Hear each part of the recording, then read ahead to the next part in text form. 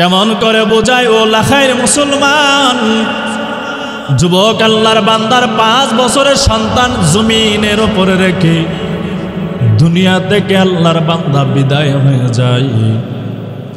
5 বছরের সন্তান, এতিম সন্তান, কয়েক মাস যাওয়ার পর সন্তানের মায়ের বাবার বাড়ি থেকে বারবার তাকিদ দেয় অন্য জায়গায় বিবাহ বসার জন্য। বারবার সন্তানের মাকে যখন তাকিদ দেয়, সন্তানের মা চিন্তা ভাবনা করে দেখলো, আমি যদি অন্য জায়গায় বিবাহ বন্ধনে আবদ্ধ যদি হয়ে যাই, নিজের সুখের সুখ শান্তির চিন্তা ভাবনা করে আমার 5 বছরে ইতিম সন্তানের দেখাশোনা কে করবে, কে তার লালন পালন করবে?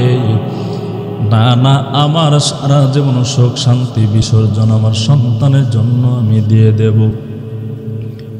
আমি অন্য জায়গায় বিবাহ বন্ধনে আবদ্ধ হব না।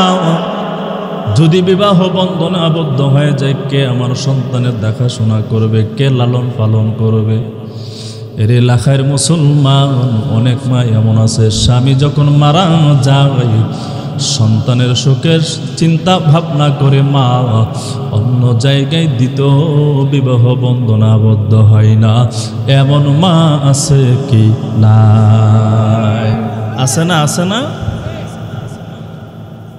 এরে যুবক ভাই, বৃদ্ধ বাবা শোনেন, এবার সন্তানের মা অন্য জায়গায় বিবাহ বসে না। স্বামীর রেখে যাওয়া কিছু জমি জামা ছিল, এই জমি জামাগুলো আল্লাহর বান্দি দেখাশোনা করে আর অন্যের বাড়িতে কাম কাজ করে, কঠোর পরিশ্রম করিয়া করিয়া মা সন্তানকে 20 বছর পর্যন্ত লালন পালন করে। কিন্তু কপাল বড় মায়ের বড় খারাপ, কঠোর পরিশ্রম করার কারণে আম্মা জানের 2 কানা চক্ষু অন্ধ হয়ে যায়। মায়ের 2 কানা চক্ষু যখন অন্ধ হয়ে যায়, এবার ওই সন্তানের বয়স যখন 25 বছর, মায়ের খেদমত করে, মায়ের দেখাশোনা করে, মায়ের খাবার দাবার ব্যবস্থা করে দেয়, আম্মা জানের লালন পালন করে। কিন্তু সন্তানের মনের মধ্যে বড় তামান্না, বড় ইচ্ছা।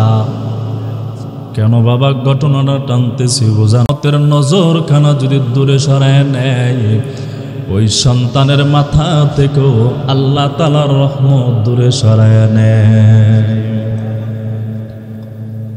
সন্তানের মনের মধ্যে বড় তামান্না, বড় ইচ্ছা, জীবনে একবার আমি হজ করব,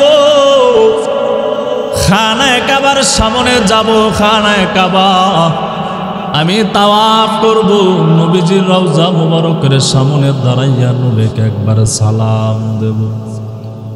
10 বছর ধরে ধরে আম্মা জানের খেদমত করে, মায়ের দেখাশোনা করে, মায়ের কাছে আসিয়া পারমিশন চাই, ও আম্মা জান আপনি আমার অনুমতি দেন, মা আপনি আমার অনুমতি দেন, হজ করার জন্য যাব। অন্ধ মা ডাক দে বলে, সন্তান আমার হজ করার জন্য যাব আমি, মা তোমার বাধা দেই না।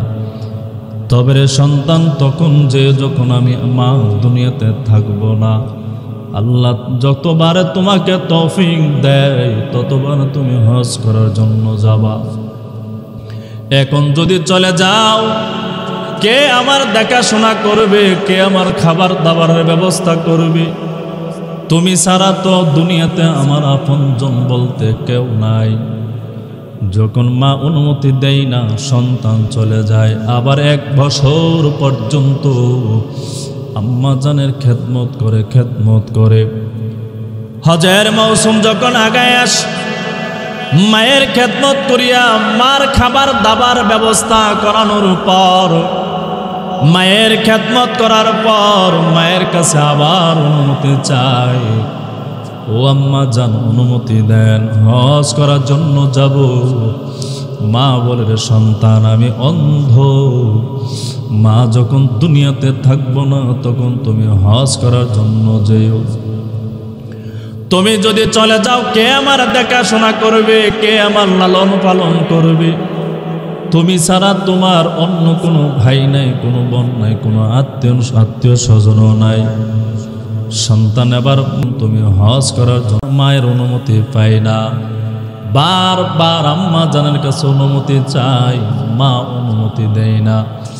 এক পর্যায়ে কপাল পরা সন্তান মায়ের অনুমতি না নিয়ে ঘর থেকে বের হয়ে যায় হজ করার জন্য। নাউজুবিল্লাহ।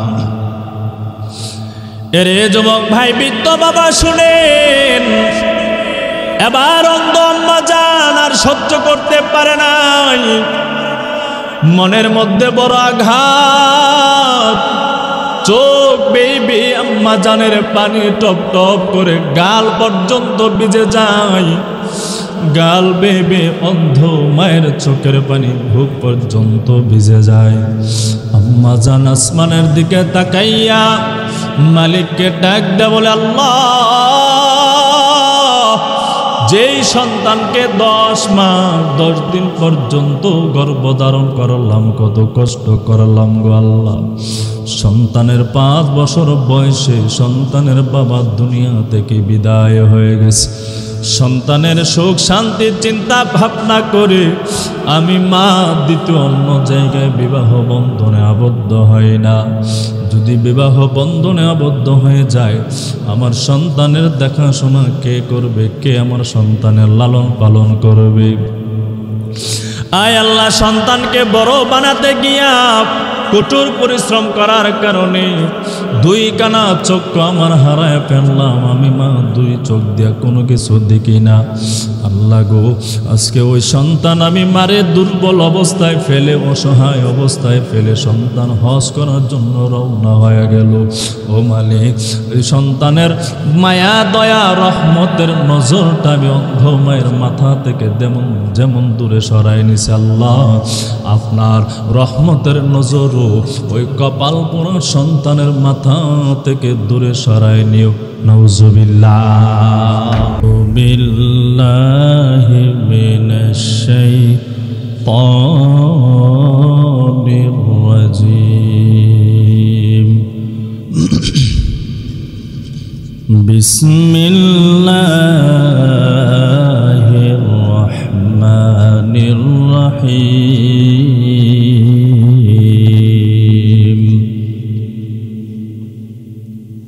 وقضى ربك ألا تعبدوا إلا إياه وبالوالدين إحسانا. وقال النبي صلى الله عليه وسلم إن الله حرم عليكم عقوق الأمهات أو كما قال عليه الصلاة والسلام.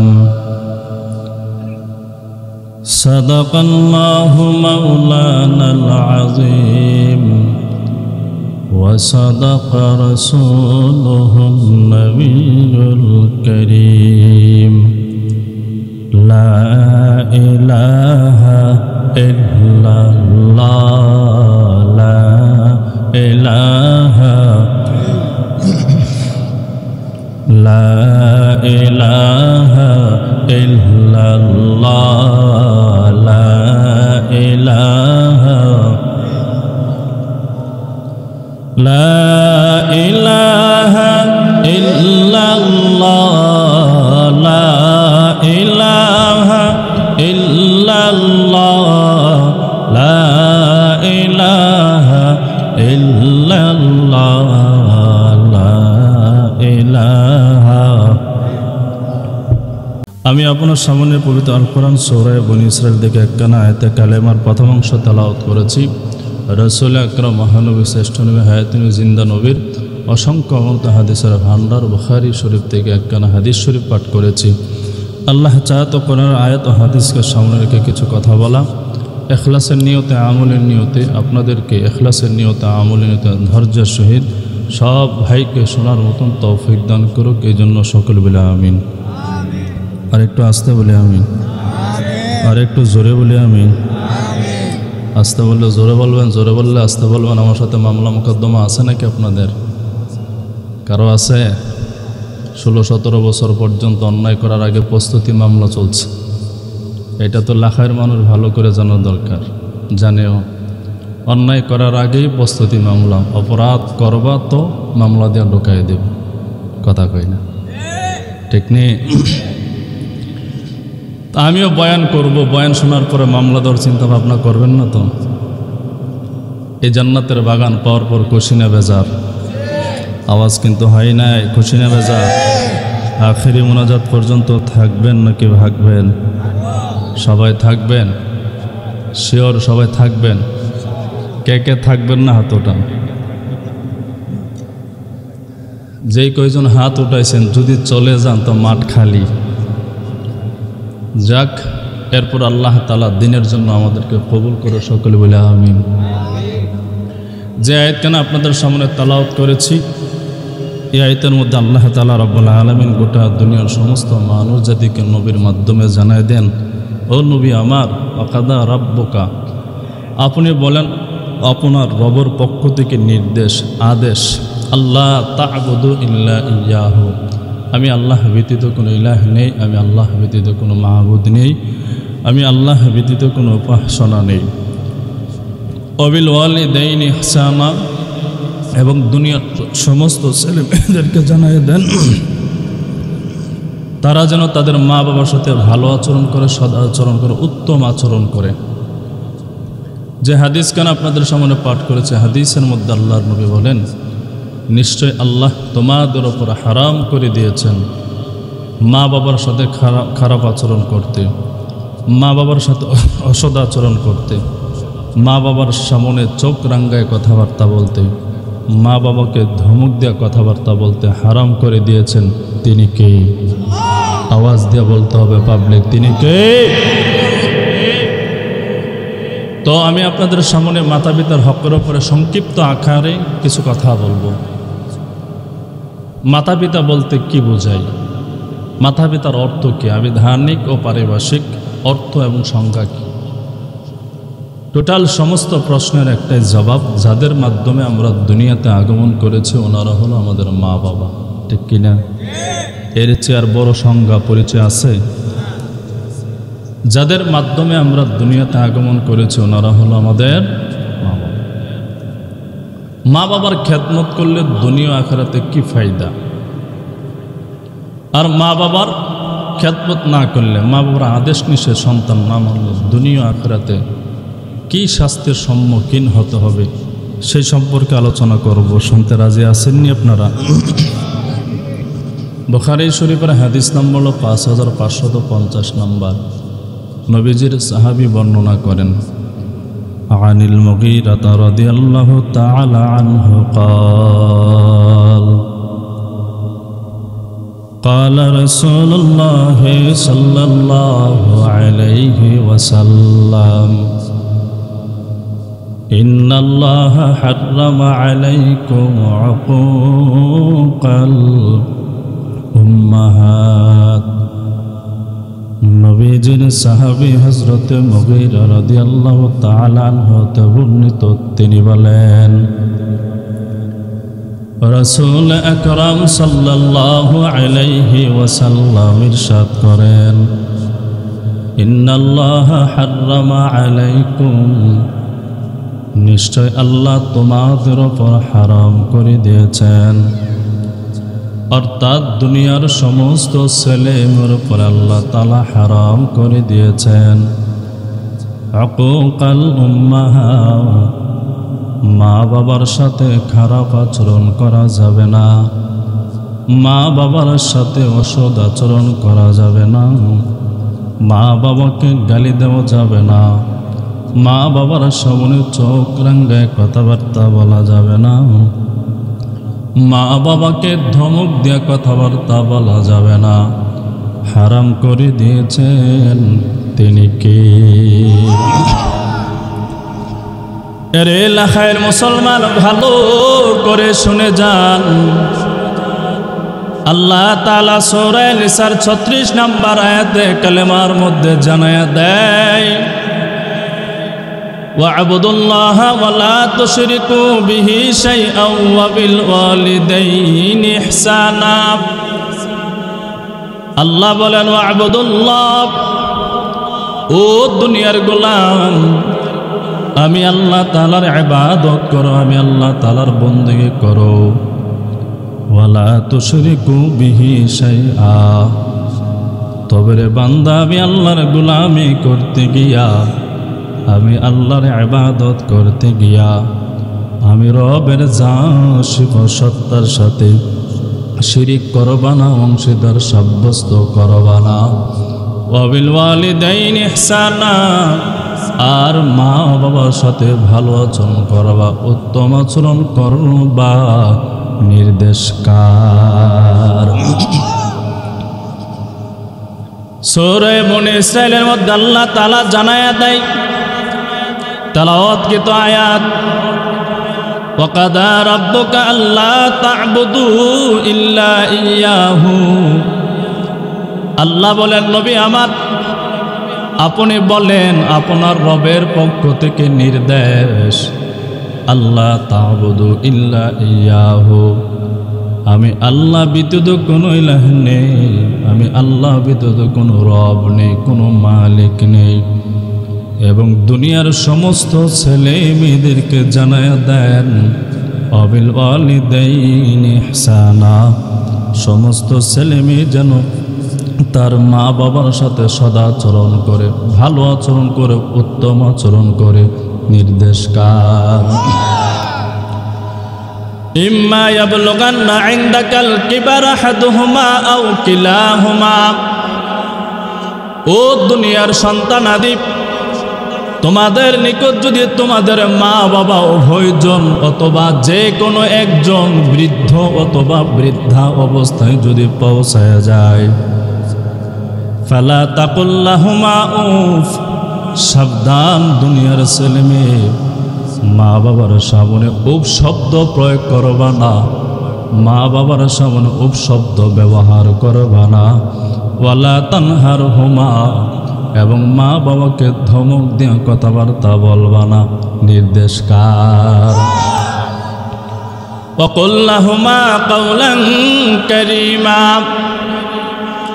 আল্লাহ বলেন, মা বাবার সামনে ধমক দিয়া কথাবার্তা বলবা না, মা বাবার সামনে উপশব্দ ব্যবহার করবা না, প্রয়োগ করবা না, বরং মা বাবার সাথে উত্তম শব্দ দিয়া কথাবার্তা বলবা, মা বাবার সাথে মার্জিত ভাষায় কথাবার্তা বলবা, মা বাবার সাথে সাবলীল ভাষায় কথাবার্তা বলবা। সুবহানাল্লাহ। কেন মা বাবার সামনে উপশব্দ ব্যবহার করবেন না? কেন মা বাবাকে ধমক দিয়ে কথাবার্তা বলবেন না, বরং মা বাবার সাথে ভালো ব্যবহার করবেন, মার্জিত ভাষায় কথাবার্তা বলবেন, মা বাবার সাথে সাবলীল ভাষায় কথাবার্তা বলবেন? আল্লাহ নিজেই জবাব দেয় সূরা লুকমানের 14 নম্বর আয়াতে কালেমার মধ্যে, ওয়াসাইনাল ইনসানা বিওয়ালিদাইহি, ও দুনিয়ার ছেলেমেয়ে, মা বাবার সাথে ভালো আচরণ করো, উত্তম আচরণ করো। কেন করবেন? আল্লাহ নিজেই বলেন, হামালাতুহু উম্মুহু ওয়াহনান আলা ওয়াহ, কেন রে সন্তান জাননি, তোমার জনম দক্ষিণে আম্মা জান 10 মাস 10 দিন পর্যন্ত কষ্ট করে করে তোমার আম্মা জান তোমাকে পেটের মধ্যে ধারণ করেছিল। ওয়াফিসালুহু ফি আমাইন, আর 2 বছর ধরে ধরে তোমার আম্মা জান তোমাকে স্তনের দুধ পান করিয়েছিলেন, ঠিক কিনা? আল্লাহ বলেন, আনিস করলি ওয়ালি ওয়ালিদাইক, আমি আল্লাহর শুকরিয়া আদায় করো, সাথে সাথে সন্তানাদি তোমাদের মা বাবারও শুকরিয়া আদায় করো। ইলাইয়াল মাসির, ও দুনিয়ার সন্তানাদি, আমি আল্লাহ তাআলা শুকরিয়া আদায় করলা কি করলা না? মা বাবার শুকরিয়া আদায় কি করলা কি করলা না? মা বাবার আদেশ নিষেধ মানলা কি মানলা না? হাসরের ময়দানে কিন্তু একদিন দাঁড়াতে হবে। সেই দিন দাঁড়াইয়া কিন্তু পুঙ্খানুপুঙ্খানুভাবে জবাব দিতে হবে। মা বাবার খেদমত করো কি করো নাই? মা বাবার আদেশ মানো কি মানো নাই? চিল্লায় বলেন ঠিক কিনা? এরে যুবক ভাই, বৃদ্ধ বাবা ও পর্দার আলের আম্মা জান, মা বাবা এমন একটা দামি সম্পদ।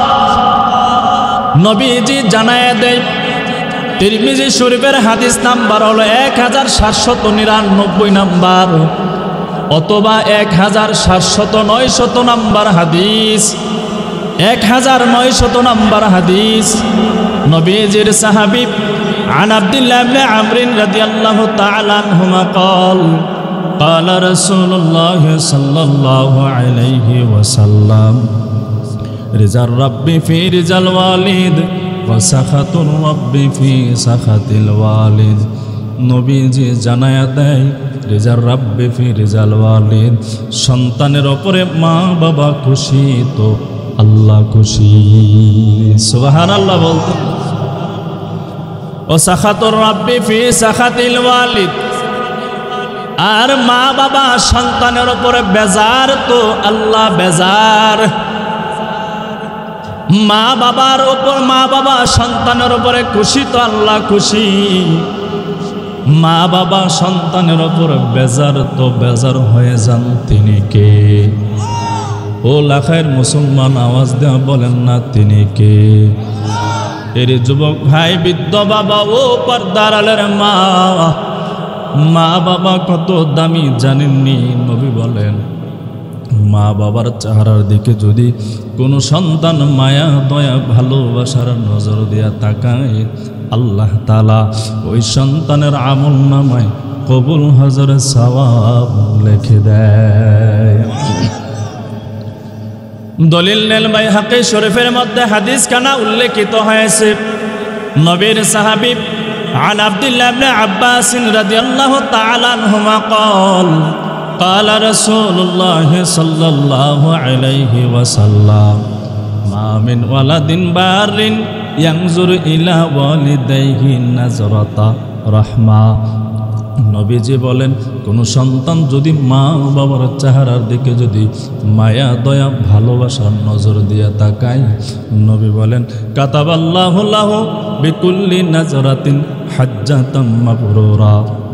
আল্লাহ তাআলা ওই সন্তানের প্রত্যেকটা চাওয়ার বিনিময়ে কবুল হজর সওয়াব সন্তানের আমল নামায় আল্লাহ লিখে দেন। মা বাবার চেহারার দিকে যদি মায়া দয়া ভালোবাসার নজর দিয়া সন্তান তাকায়, কবুল হজরের সওয়াব লিখে দেই তিনি কে? আওয়াজ দিয়া বলেন বাবা কে? অবশ্যই সাহাবায়ে কেরাম আরজ করলেন, নবী আমার, কোন সন্তান যদি মা বাবার চেহারার দিকে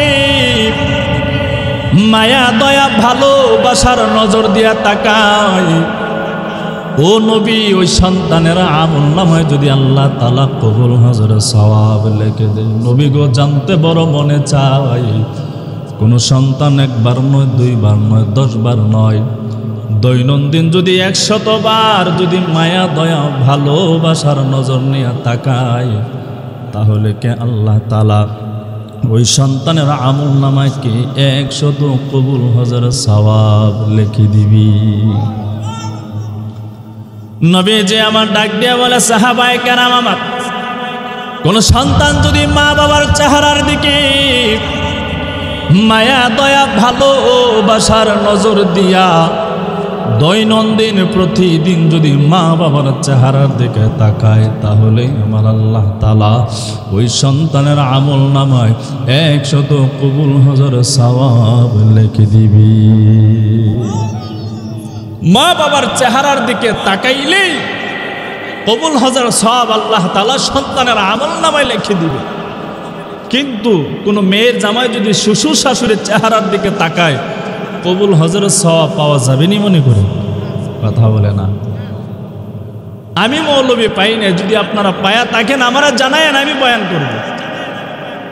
কিন্তু নবী বলেন, সন্তান যদি ভালোবাসার নজর দিয়া মা বাবার চেহারার দিকে তাকায়, কবুল হজরের সওয়াব দিবেন তিনি কে?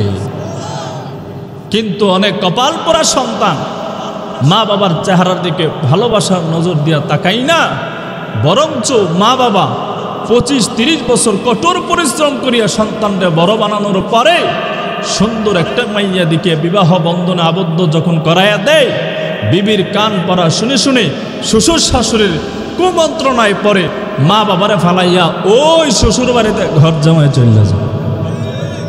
আসেনি আপনার এলাকায় ঘর জামাই? আছে? কম না বেশি? হ্যাঁ, মারে ভাত দেই না, বাবারে ভাত দেই না, মা বাবারে ফালাইয়া শ্বশুর বাড়িতে চলে যায়। তবে এদের একটা উপাধি থাকার দরকার। কি মনে করেন আপনারা? বোট যদি কেউ বিক্রি করে বোটওয়ালা, বাদাম বিক্রি করলে বাদামওয়ালা, গাড়ি চালাইলে গাড়ি, কোন আলেম যদি মসজিদে ইমামতি করে ইমাম সাহেব, মুয়াজ্জিনগিরি করলে আমি বক্তাগিরি করে দিই, আমার দেখে বক্তা সব। যেই কপাল পরা সন্তান মারে ভাত দেই না, বাবারে ভাত দেই না, মা বাবারে ফালাইয়া অন্যের বাড়িতে চলে যায়, এরও তো একটা উপাধি থাকার দরকার। কথা কই না লাখের মানুষ? রাস্তা ঘাটে দোকানে যেখানেই তারে পাবেন মহাব্বতের সহিত ডাক দিবেন, ঘর জামাই। পারবেননি? এজন্য জন্মের মতন যেন সোজা হয়ে যায়, মা বাবার যেন ফালাইয়া অন্যের বাড়িতে যেন না যায়। কথা বলেন ঠিক কিনা? জন্মের মতো যেন সোজা হয়ে যায়। বছরে মুসলমানদের দুইটা আনন্দের দিন, ঈদের দিন, বিবির জন্য দামি দামি কাপড় মার্কেট থেকে কেনাকাটা করে, সন্তানাদের জন্য মার্কেট থেকে দামি দামি কাপড় খরিদ করে, কিন্তু কপাল পরা সন্তান পাশের ঘরে বৃদ্ধ মা, বৃদ্ধা মা, বৃদ্ধ বাবা ঘুমায়, মা বাবার জন্য কয়েকশো টাকা দিয়া বাবার জন্য একটা পাঞ্জাবি, মায়ের জন্য একটা শাড়ি, পুরা কপাল সন্তানের কপালে জোটে না। এমন হতবাকা কপাল পরা সন্তান আছে কি নাই? এরে যুবক ভাই, বৃদ্ধ বাবা ও পর্দার আলের আম্মা জান, নবী আমার জানায়া দেয়, বুখারী শরীফের হাদিস নাম্বার হলো 6311 নাম্বার। নবীর সাহাবী عن أبي هريرة رضي الله تعالى عنه قال قال رسول الله صلى الله عليه وسلم لا ترغبوا عن آبائكم। নবী জানায় দেয়, ও দুনিয়ার সন্তানাদি, তোমরা তোমাদের চেহারাগুলোকে মা বাবার চেহারা থেকে দূরে সরায় নিবা না। ফামান রাগিবা আন আবিহি, যদি তোমাদের চেহারাগুলো যদি মা বাবার চেহারা থেকে দূরে সরায় নাও, কি হবে? আসমানের নিচে জমিনের উপরে পাওয়া কাফার, পাওয়া কাফার, এর সে বড় কবিরা গুনার হতে পারে না। নাউজুবিল্লাহ। মা বাবার চেহারার সামনে থেকে তোমাদের চেহারা দূরে সরায় নিও না, অর্থাৎ মা বাবারে ভাত না দিয়া দূরে থাকিও না, মা বাবাকে খাবার দাবার দিও, মা বাবা অসুস্থ হলে মা বাবার চিকিৎসা করাইও, মা বাবার কোনো প্রয়োজন হলে মা বাবার সামনে তুমি দিও, মা বাবাকে না দিয়া নিজের আখের গোছানোর জন্য দূরে তাকিও না, মা বাবার সাথে খারাপ আচরণ করিও না। নবী বলেন, আসমানের নিচে জমিনের উপরে এর চেয়ে কবিরা গুনাহ আর হতে পারে না। কেমন করে বোঝায় ও লাখায়ের মুসলমান যুবক, আল্লাহর বান্দার 5 বছরের সন্তান জমিনের উপরে রেখে দুনিয়া থেকে আল্লাহর বান্দা বিদায় হয়ে যায়। 5 বছরের সন্তান, এতিম সন্তান, কয়েক মাস যাওয়ার পর সন্তানের মায়ের বাবার বাড়ি থেকে বারবার তাকিদ দেয় অন্য জায়গায় বিবাহ বসার জন্য। বারবার সন্তানের মাকে যখন তাকিদ দেয়, সন্তানের মা চিন্তা ভাবনা করে দেখলো আমি যদি অন্য জায়গায় বিবাহ বন্ধনে আবদ্ধ যদি হয়ে যাই, নিজের সুখ শান্তির চিন্তা ভাবনা করে আমার 5 বছরে ইতিম সন্তানের দেখাশোনা কে করবে, কে তার লালন পালন করবে? না না, আমার সারা জীবন সুখ শান্তি বিসর্জন আমার সন্তানের জন্য আমি দিয়ে দেব। আমি অন্য জায়গায় বিবাহ বন্ধনে আবদ্ধ হব না। যদি বিবাহ বন্ধনে আবদ্ধ হয়ে যায়, কে আমার সন্তানের দেখাশোনা করবে, কে লালন পালন করবে? এর এলাকার মুসলমান অনেক মা এমন আছে, স্বামী যখন মারা যায় সন্তানের সুখের চিন্তা ভাবনা করে মা অন্য জায়গায় দ্বিতীয় বিবাহ বন্ধনে আবদ্ধ হয় না। এমন মা আছে কি না? আছে না? আছে না? এরে যুবক ভাই, বৃদ্ধ বাবা শোনেন, এবার সন্তানের মা অন্য জায়গায় বিবাহ বসে না। স্বামীর রেখে যাওয়া কিছু জমি জামা ছিল, এই জমি জামাগুলো আল্লাহর বান্দি দেখাশোনা করে আর অন্যের বাড়িতে কাম কাজ করে, কঠোর পরিশ্রম করিয়া করিয়া মা সন্তানকে 20 বছর পর্যন্ত লালন পালন করে। কিন্তু কপাল বড় মায়ের বড় খারাপ, কঠোর পরিশ্রম করার কারণে আম্মা জানের 2 কানা চক্ষু অন্ধ হয়ে যায়। মায়ের 2 কানা চক্ষু যখন অন্ধ হয়ে যায়, এবার ওই সন্তানের বয়স যখন 25 বছর, মায়ের খেদমত করে, মায়ের দেখাশোনা করে, মায়ের খাবার দাবার ব্যবস্থা করে দেয়, আম্মা জানের লালন পালন করে। কিন্তু সন্তানের মনের মধ্যে বড় তামান্না, বড় ইচ্ছা। কেন বাবা ঘটনাটা টানতেছি বোঝানোর নজর খানা যদি দূরে সরায় নেয়, ওই সন্তানের মাথা থেকেও আল্লাহ তাআলার রহমত দূরে সরায় নেয়। সন্তানের মনের মধ্যে বড় তামান্না, বড় ইচ্ছা, জীবনে একবার আমি হজ করব, খানায়ে কাবার সামনে যাব, খানায়ে কাবা আমি তাওয়াফ করব, নবীজির রওজা মুবারকের সামনে দাঁড়াইয়া নবীকে একবার সালাম দেব। 10 বছর ধরে ধরে আম্মা জানের খেদমত করে, মায়ের দেখাশোনা করে, মায়ের কাছে আসিয়া পারমিশন চাই, ও আম্মা জান আপনি আমার অনুমতি দেন, মা আপনি আমার অনুমতি দেন, হজ করার জন্য যাব। অন্ধ মা ডাক দে বলে, সন্তান আমার হজ করার জন্য যাব আমি, মা তোমার বাধা দেই না। তবে রে সন্তান, তখন যে যখন আমি মা দুনিয়াতে থাকব না, আল্লাহ যতবার তোমাকে তৌফিক দেয় ততবার তুমি হজ করার জন্য যাবা। এখন যদি চলে যাও, কে আমার দেখাশোনা করবে, কে আমার খাবার দাবারের ব্যবস্থা করবে? তুমি ছাড়া তো দুনিয়াতে আমার আপনজন বলতে কেউ নাই। যখন মা অনুমতি দেয় না, সন্তান চলে যায়, আবার 1 বছর পর্যন্ত আম্মা জানের খেদমত করে, খেদমত করে।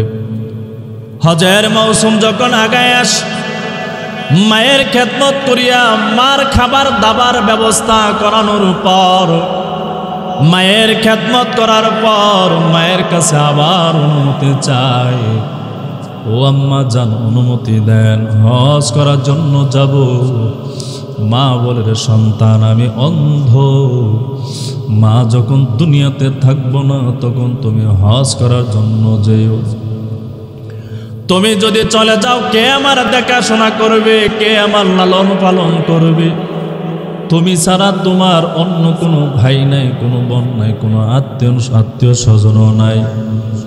সন্তান এবার মায়ের অনুমতি না, মায়ের অনুমতি পায় না, বারবার আম্মা জানের কাছে অনুমতি চাই, মা অনুমতি দেয় না।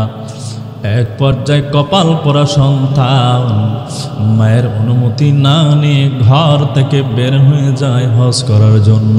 নাউজুবিল্লাহ। এরে যুবক ভাই, বৃদ্ধ বাবা শুনেন, এবার অন্ধ আম্মা জান আর সহ্য করতে পারে নাই, মনের মধ্যে বড় আঘাত, চোখ বেয়ে আম্মা জানের পানি টপ টপ করে গাল পর্যন্ত ভিজে যায়। গাল বেয়ে অন্ধ মায়ের চোখের পানি বুক পর্যন্ত ভিজে যায়। আম্মা জান আসমানের দিকে তাকাইয়া মালিককে ডাক দেয়া বলে, আল্লাহ, যেই সন্তানকে 10 মাস 10 দিন পর্যন্ত গর্ভধারণ করলাম, কত কষ্ট করলাম গো আল্লাহ। সন্তানের 5 বছর বয়সে সন্তানের বাবা দুনিয়া থেকে বিদায় হয়ে গেছে। সন্তানের সুখ শান্তির চিন্তা ভাবনা করে আমি মা দ্বিতীয় অন্য জায়গায় বিবাহ বন্ধনে আবদ্ধ হয় না। যদি বিবাহ বন্ধনে আবদ্ধ হয়ে যায়, আমার সন্তানের দেখাশোনা কে করবে? কে আমার সন্তানের লালন পালন করবে? আয় আল্লাহ, সন্তানকে বড় বানাতে গিয়া কঠোর পরিশ্রম করার কারণে 2 কানা চক্ষু আমার হারায় ফেললাম। আমি মা 2 চোখ দিয়া কোনো কিছু দেখি না। আল্লাহ গো, আজকে ওই সন্তান আমি মারে দুর্বল অবস্থায় ফেলে, অসহায় অবস্থায় ফেলে সন্তান হজ করার জন্য রওনা হয়ে গেল। ও মালিক, এই সন্তানের মায়া দয়া রহমতের নজরটা আমি অন্ধ মায়ের মাথা থেকে যেমন দূরে সরাই নিছে। আল্লাহ, আপনার রহমতের নজর ওই কপাল পোড়া সন্তানের মাথা থেকে দূরে সরাই নিও। নাউজুবিল্লাহ। মা সন্তানের ব্যাপারে বদদোয়া করলো, সাথে সাথে আসমান ও জমিনের মালিক আল্লাহ তাআলা মায়ের বদদোয়াখানা সাথে সাথে কবুল করে নিল। এর যুবক ভাই, বৃদ্ধ বাবা শোনেন, আবু দাউদ শরীফের হাদিস নাম্বার হলো 1536 নাম্বার অথবা 1905 নাম্বার হাদিস। নবীর সাহাবী عن أبي هريرة رضي الله تعالى عنه قال قال رسول الله صلى الله عليه وسلم ثلاث دعوات মুস্তাজাবাত। নবীজি জানায়া দেয়, আসমানের নিচে জমিনের উপরে 3 জন মুস্তাজাবাত আছে। আল্লাহ তাআলার কাছে দোয়া করতে সময় হয়, আল্লাহ তাআলা ওই 3 জন মানুষের দোয়া কবুল করতে সময় হয় না। লা শাক্কা ফিহিন, চুল পরিমাণ সন্দেহ নাই, চুল পরিমাণ সংশয় নাই। 3 জন ব্যক্তি আল্লাহর কাছে দোয়া করতে সময় হয়। আসমান ও জমিনের মালিক আল্লাহ তাআলা ওই 3 ব্যক্তির দোয়া কবুল করতে সময় হয় না। সুবহানাল্লাহ কই না রে? ওই 3 ব্যক্তিকে জানার ইচ্ছা আসেনি? আওয়াজে বোঝা যায় না, তা আমি বাদ দিয়া দে, পরের বক্তা আনুক না, চলবো? চলতো নি? আল্লাহ কবুল করে, সকলে চিল্লাই বলে আমিন। এরে যুবক ভাই, বৃদ্ধ বাবা, নবীজি 1 নাম্বার জানায় দেয় দাওয়াতুল মাজলুম। মাজলুম বান্দা যখন জালেমের বিরুদ্ধে বদদোয়া করে, নবী বলেন মাজলুম বান্দা জালেমের বিরুদ্ধে বদদোয়া করতে সময় হয়, আল্লাহ তাআলা ওই মাজলুম বান্দার দোয়া কবুল করতে সময় হয় না। 16-17 বছর পর্যন্ত এমন জুলুম করা করেছে, বাংলার জনগণ এত মাজলুম হয়েছে আর সহ্য করতে পারে না। যখন বদদোয়া আরম্ভ করলো, আর 5 আগস্টে তাওহীদি জনতা যখন জালেমের বিরুদ্ধে হুঙ্কার দিয়ে মাঠে ময়দানে নেমে গেছে, বাংলার জমিন ফালাইয়া 5 আগস্ট বাংলার জমিন ফালাইয়া স্বামীর দেশ ভারতে যেতে বাধ্য হয়েছে। কথা কয় না পাবলিক? রাগ করতেছেন? হ্যাঁ, খালি শুরু নেইছে, খালি শুরু। জুলুম যখন অতিমাত্রা বেড়ে যায়, এই জালেমগুলো কিয়ামত পর্যন্ত, ওই অতীত থেকে আদম পয়গম্বর থেকে শুরু করে শেষ জামানা পর্যন্ত, কিয়ামত পর্যন্ত কোন জালেম মানুষের উপরে জুলুম করে আজও পর্যন্ত রেহাই পায় না। কথা বলে না? ঠিক নেই? ফেরাউন জুলুম করেছিল, থাকতে পারছে। নমরুদ থাকতে পারছে। মুসলমানদের উপরে জুলুম করে আজও পর্যন্ত কেউ ক্ষমতার চেয়ার টিকে রাখতে পারে? আমি আপনাদেরকে নিয়ে দোয়া করবো, আপনারা আমিন বলবেন। পারবেননি? আওয়াজে কম আসে, পারবেননি আপনারা? আপনাদেরকে নিয়ে দোয়া করি, আপনারা আমিন বলবেন।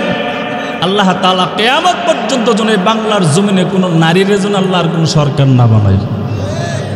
কি ঠিক? আমিন এনে কইতেন। কিয়ামত পর্যন্ত আল্লাহ যেন কোনো মহিলাকে যেন এই বাংলার ভূখণ্ডে যেন আর কোনোদিন সরকার না বানায়।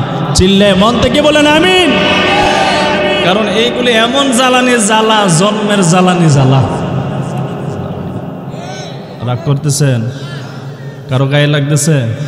যদি গায়ে লাগে কাপড় খুললে ওই গেটের সামনে এখানে দাঁড়ায় থাকে, যত প্রকারের মলম আছে লাগানো হবে।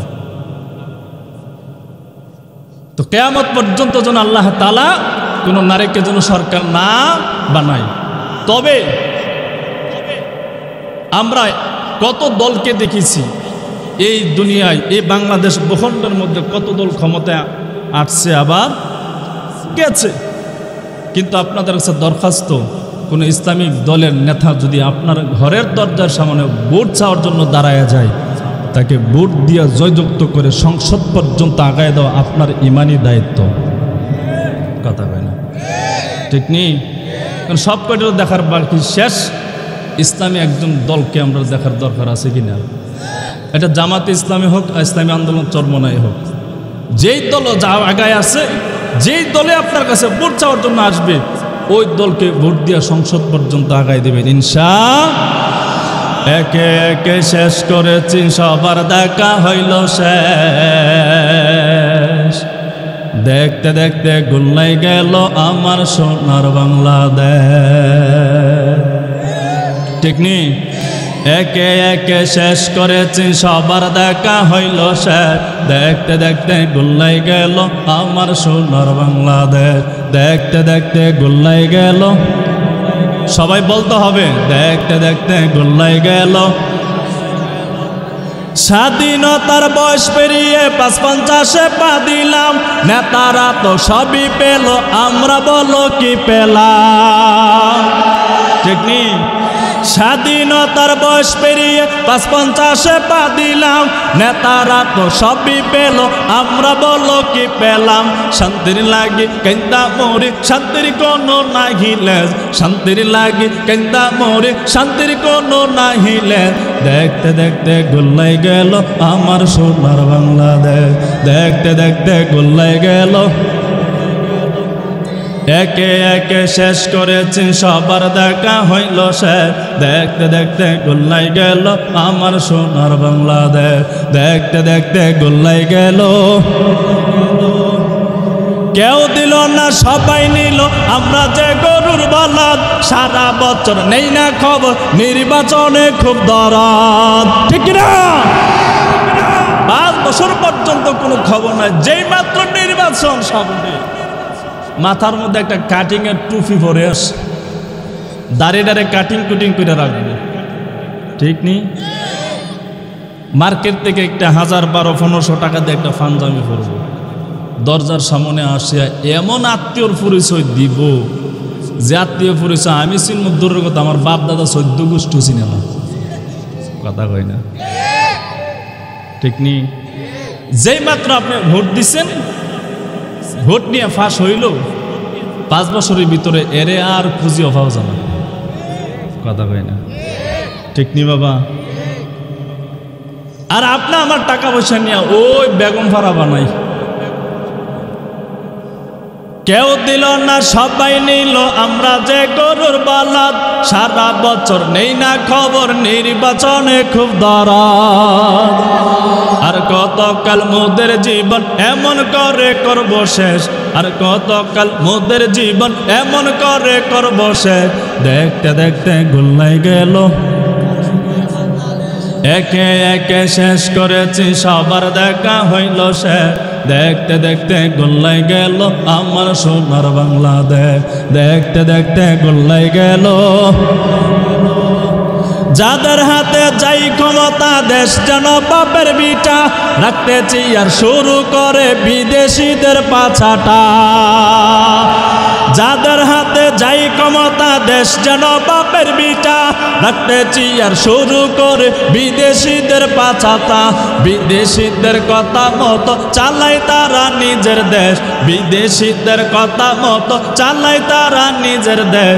দেখতে দেখতে গুল্লাই গেল আমার সোনার বাংলাদেশ। একে একে শেষ করেছি সবার দেখা হইল শেষ। দেখতে দেখতে গুল্লাই গেল আমার সোনার বাংলাদেশ। দেখতে দেখতে গুল্লাই গেল আমার সোনার বাংলাদেশ। ঠিক নেই? আমার দেশের অবস্থা 12টা গেছে। আল্লাহ আমার এই দেশকে হেফাজত করো, সকল বলে আমিন। আল্লাহ এই দেশকে স্বৈরাচার থেকে হেফাজত করো, সকল বলে আমিন। দুর্নীতি থেকে আল্লাহ তাআলা এই দেশকে হেফাজত করো, সকলে চিল্লাই বলে আমিন। 1 নম্বর নবীজি বলেন দাওয়াতুল মাজলুম, মাজলুম বান্দার বদদোয়া, জালেমের বিরুদ্ধে আল্লাহ তাআলা এমন ভাবে কবুল করে নেই। নবী তিরমিজি সানির মধ্যে জানায়া দেয়, মাজলুম বান্দা যখন জালিমের বিরুদ্ধে হাত উঠায় দোয়া করে, আল্লাহ এবং মাজলুম বান্দার মাঝখানায় তৃতীয় কোনো পর্দা থাকে না। মাজলুম বান্দা বদদোয়া করতে সময় হয়, জালেমের বিপক্ষে আল্লাহ তাআলা সাথে সাথে কবুল করে নেয়। রে যুবক ভাই, বৃদ্ধ বাবা, ও পর্দার আলার আম্মা জান, 2 নাম্বার আল্লাহর নবী জানায় দেয় দাওয়াতুল মুসাফির। মুসাফির বান্দা যখন আল্লাহ তাআলার কাছে হাত উঠাইয়া দোয়া করে, আল্লাহ তাআলা ওই মুসাফির বান্দার দোয়াও সাথে সাথে কবুল করে নেয়। যেই কথাটা বোঝানো মাকসাদ, 3 নাম্বার আল্লাহর নবী জানায়া দেয় দাওয়াতুল ওয়ালিদি আলা ওয়ালাদিহি। কোনো মা বাবা যদি সন্তানের পক্ষে অথবা বিপক্ষে যদি সদা অথবা বদদোয়া যদি করে, আসমান ও জমিনের মালিক আল্লাহ তাআলা ওই মা বাবার দোয়া সাথে সাথে কবুল করে নেয়। সুবহানাল্লাহ। এবার কপাল পোড়া সন্তান যখন হজ করার জন্য রওনা হয়ে যায়, দিন চলে যায়, সন্ধ্যা যখন ঘনায় আসে, সন্ধ্যা যখন হয়ে যায়, সন্তান রাতের বেলা কই যাবে, কোথায় যাবে, কার কাছে যাবে? এই রাতের বেলা সফর করাও তো নিরাপদ নয়। সন্তান সামনে তাকায়া দেখে যুবক আল্লাহর বান্দা ছোট্ট একটা গ্রাম দেখা যায়। গ্রামের মধ্যে চলে গেল। এই গ্রামের মধ্যে কার কাছে যাবে, কার কাছে আশ্রয় নেবে, কেউ তারে চিনে না। এই আল্লাহর বান্দা গ্রামের কাউকে চিনে না। যেই মাত্র আল্লাহর বান্দা গ্রামের মধ্যে ঢুকে গেলেন, তাকায় দেখে ছোট্ট একটা মসজিদ দেখা যায়। ওই মসজিদ দেখার পর আল্লাহর বান্দা সিদ্ধান্ত নিল, আজকের রাতটা আমি মসজিদের মধ্যে কাটায়া দেব। যুবক আল্লাহর বান্দা মসজিদে ঢুকে যায়। গভীর রাত যখন হয়ে যায়, বান্দা আর ঘুমাই না, তাহাজ্জুদের নামাজ পড়ার জন্য যুবক আল্লাহর বান্দা দাঁড়ায় যায়। এই দিকে এক চোরা মিয়া এক মালিকের ঘরের ভিতরে ঢুকে যায় চুরি করার জন্য। মাল সামানা বস্তা বড়িয়া চোরা মিয়া যখন মাথায় নিয়া যখন রওনা হয়ে যাবে, ওই ঘরের মালিক টের পেয়ে যায়। চোর চোর বলে সম্বোধন। আওয়াজ শোনার পর এলাকার মানুষগুলো সজাগ হয়ে যায়। দলবদ্ধ হইয়া চোরা মিয়াকে ধরার জন্য যখন তাড়া দেয়, চোরা মিয়া দৌড়ায়।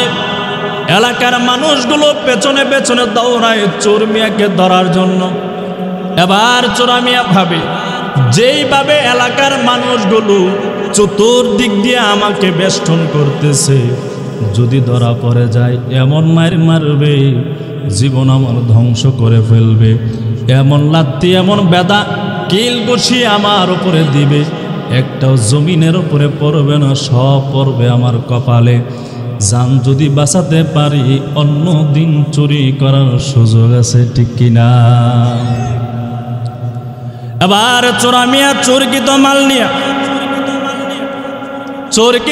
নিয়া চোরা মিয়া যখন রওনা হয়ে যায়,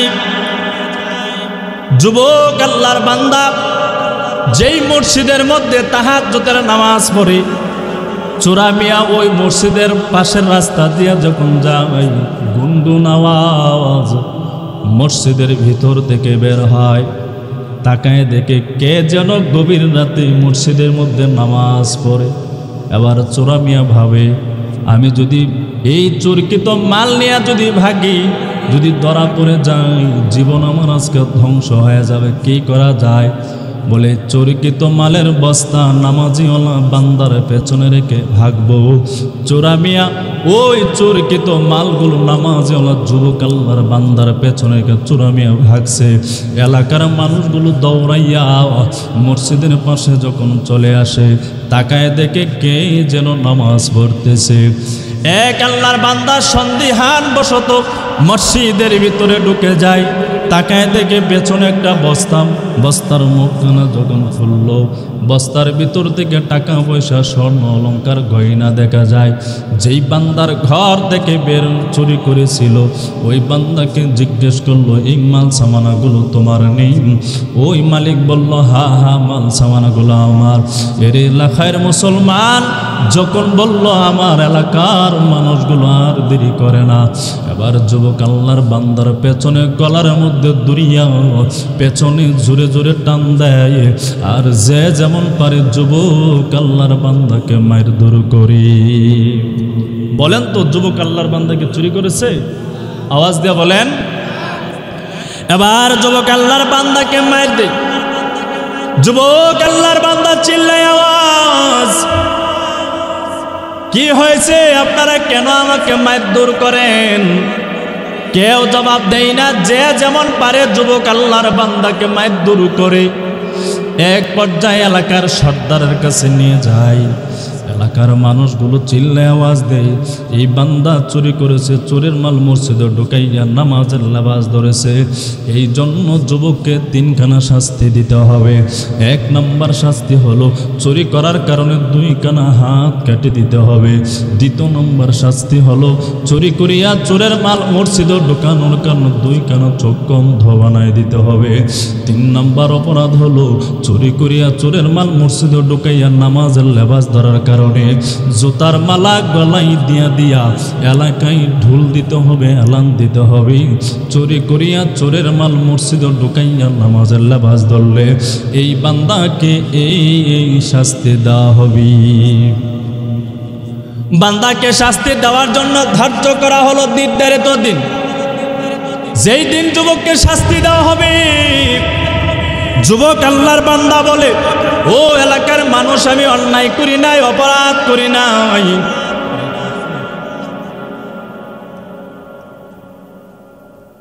আমি অন্যায় করি নাই, অপরাধ করি নাই। এলাকার মানুষগুলো আল্লাহর বান্দার কথা শোনে না। নির্ধারিত তারিখ মতো যখন বান্দাকে শাস্তি দেওয়া হবে, এবার বান্দা বারবার বলে, আমি চুরি করি নাই। কে বান্দার কথা শুনবে? কিন্তু যুবক বান্দার তো কোনো সাক্ষী নাই।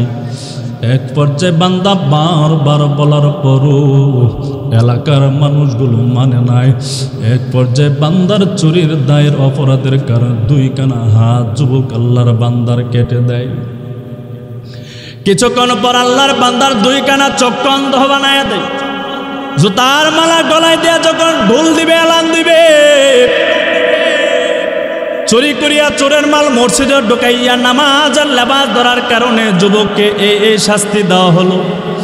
যুবক আবার কান্না মাখা আওয়াজ দেওয়া বলে, এলাকার মানুষ, এইভাবে এলান দিবা না, ঘোষণা দিবা না, এলানটা এভাবে দাও, মায়ের অনুমতি না নিয়ে কোনো যুবক যদি হজ করার জন্য রওনা হয়, মায়ের বদদোয়ার কারণে ওই সন্তানের উপরে আল্লাহ তাআলার পক্ষ থেকে এই গজব নাজিল হতে থাকে।